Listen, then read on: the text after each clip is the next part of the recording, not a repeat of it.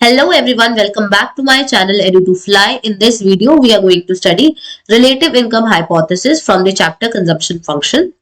इससे पहले वाली वीडियो में we have already discussed absolute income hypothesis जो कीन्स ने दी थी कौन से ईयर में 1936 में, जिसमें कीन्स ने हमें बताया था कि अगर इनकम इंक्रीज होती है तो APC will decrease and APC is more than MPC. लेकिन उसके बाद 1940 में साइमन कज़नेट आए जिन्होंने लॉन्ग टर्म स्टडी करके ये बताया कि एपीसी इक्वल होती है एमपीसी के. So this created a consumption puzzle because Keynes का कुछ और व्यू था और साइमन कज़नेट का कुछ और व्यू था, तो एक कंजम्पशन पजल क्रिएट हो गई.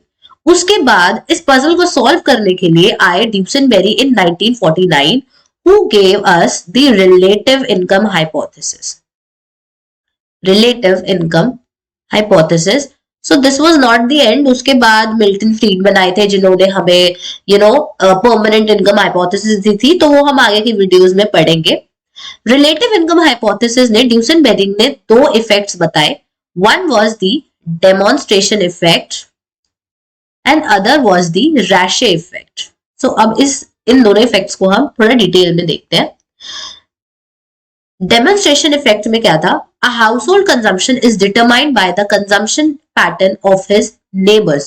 So, ड्यूसेनबेरी ने ये कहा कि डेमोन्स्ट्रेशन इफेक्ट के अकॉर्डिंग हम देखें अगर तो लोग कितना स्पेंड करेंगे, कितना सेव करेंगे, वो डिपेंड करता है उनके नेबर्स के कंजम्पशन या एक्सपेंडिचर पैटर्न पे. There is a tendency on the part of people to imitate or emulate the consumption standards maintained by their neighbors. तो लोगों की एक टेंडेंसी होती है, लोगों की एक आदत होती है कि वो अपने नेबर्स की तरह कंजम्पशन पैटर्न अपने रखना चाहते हैं.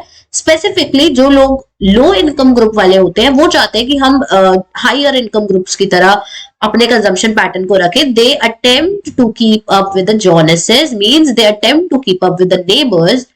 सो उस अटेम्प्ट के लिए वो ज्यादा कंज्यूम करते हैं और सेविंग थोड़ी कम करते हैं. फॉर एग्जाम्पल अगर हम तीन नेबर्स की बात करें A B and C, for example A की इनकम है 1000 पर मंथ, बी की इनकम है 2000 पर मंथ एंड सी की इनकम है 4000 पर मंथ. तो यहाँ पर ए की एपीसी बहुत ज्यादा होगी, बी की एपीसी कंपैरेटिवली थोड़ी लेस होगी एंड सी की एपीसी लीस्ट होगी क्योंकि सी जो है वो सेव ज्यादा कर रहा होगा. ए क्या कर रहा होगा? ए चाह रहा है कि मुझे सी की तरह या फिर मुझे बी की तरह अपने कंजम्पशन पैटर्न को करना है. So this is all known as demonstration effect. तो इस डेमोन्स्ट्रेशन इफेक्ट को हम देखते हैं. अब इसमें हमें इसमें ये चीज याद रखनी है कि ड्यूसेनबेरी वाज ऑफ द व्यू कि एपीसी कांस्टेंट रहती है हमारी. ठीक है, इसके अकॉर्डिंग हम सारी चीजों को, इस demonstration effect and ratchet effect को स्टडी करेंगे. So let us study with this graph. Y axis है, यहाँ पे एक्स एक्सिस है, यहाँ पे हम प्लॉट करते हैं लेट्स सपोज इनकम और यहाँ पे हम सपोज कंजम्पशन प्लॉट करते हैं. हमने एक कंजम्पशन ग्राफ बनाया. Suppose this is our consumption graph और हम एक इनकम लाइन भी बना देते हैं यहाँ पे. This is our income line. Income is equals to consumption plus saving. So इसके अकॉर्डिंग हमारी फिलहाल कंजम्पशन है C एंड हमारी इनकम है कितनी? Y. A पॉइंट पे अगर हमारी इनकम इंक्रीज होती है टू Y1 तो हमारी कंजम्पशन कितनी होती है? इसी कंजम्पशन ग्राफ पे B पॉइंट पे होती है. और अगर हमारी कंजम्पशन Y2 होती है तो इसी ग्राफ के अकॉर्डिंग हमारी कंजम्पशन कहां पे रहेगी? पॉइंट C पे. तो अब हम एपीसी चेक करते हैं कि इन तीनों ए बी सी पॉइंट पे हमारी एपीसी कितनी कितनी है. सो हम अगर देखेंगे ए पॉइंट की बात करते हैं तो ए पॉइंट पे ये ओरिजिन है. ओरिजिन से किसी भी पॉइंट में जाने वाली लाइन क्या शो करती है? एपीसी. सो अगर हम ए पॉइंट पे देखते हैं, एपीसी हमें निकालना है तो एपीसी हमेशा याद रखना हम ओरिजिन से निकालते हैं. एपीसी ओरिजिन से लेकर किसी भी पॉइंट तक अगर हम एक लाइन ड्रॉ करें दैट इज आवर एपीसी. तो इन तीनों पॉइंट्स पे हमारी एपीसी डिफरेंट है. यहाँ पे एपीसी ये है, बी पे एपीसी ये है और सी पे हमारी एपीसी ये है. तो तीनों डिफरेंट है. बट अकॉर्डिंग टू ड्यूसेनबेरी हमें क्या करना है? हमें तो अपनी एपीसी जो है वो मेंटेन करके रखनी है. दैट मीन्स हमें जो अपनी एपीसी है वो क्या रखनी है? कांस्टेंट रखनी है. तो कांस्टेंट रखने के लिए क्या करना पड़ेगा, हमें इसी लाइन पे आगे मूव करना पड़ेगा। सो अपेरेंटली बी की कंजम्पशन कहां होनी चाहिए, बी डैश पॉइंट पे, एंड सी की कंजम्पशन कहां होनी चाहिए, सी डैश पॉइंट पर। सो ये है हमारा ग्राफिकल रिप्रेजेंटेशन, जिससे हम समझ सकते हैं कि जो ड्यूसेनबेरी चाहते थे कि एपीसी कांस्टेंट रहती है, तो कंजम्पशन कर्व इसके अकॉर्डिंग क्या हो जाएगा, अगर बी डैश पे है तो कंजम्पशन कर्व हमारा कुछ इस तरह से दिखेगा, कंजम्पशन कर्व हमारा इस तरह से होगा, कंजम्पशन कर्व 1, एंड सी का हमारा कुछ इस तरह से होगा C3। तो हम यहां से क्या देख सकते हैं, जैसे ही इनकम इंक्रीज होती है हमारी, तो consumption curve shifts upwards, consumption curve shifts upwards. See, जैसे ही इनकम Y से Y1 गई, कंजम्पशन हमारी C से C1 हुई, जैसे ही इनकम Y से Y2 गई, कंजम्पशन हमारी C से C2 पे गई। तो कंजम्पशन जो पूरा का कर्व ही है वो शिफ्ट हो रहा है पूरा का पूरा ऊपर। Next we are going to study the Rache effect.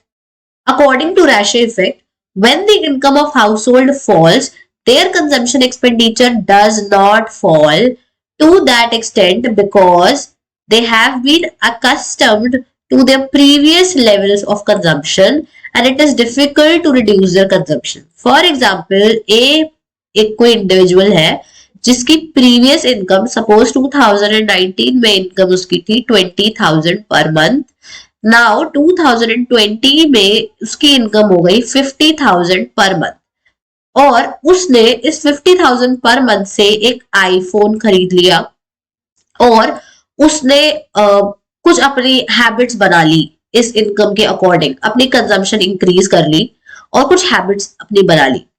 सो अगर 2021 में उसकी इनकम वापस से उस लेवल पे आ जाती है या फिर थोड़ी कम हो जाती है, लाइक उसकी इनकम 25,000 हो जाती है, अगर उसकी इनकम फॉल होती है, यहाँ पे क्या हो रही है, हमारी इनकम फॉल हो रही है, तो अगर इनकम फॉल हो रही है तो क्या कंजम्पशन उतने से ही फॉल होगा, क्या कंजम्पशन भी 25,000 से ही फॉल होना चाहिए, नो।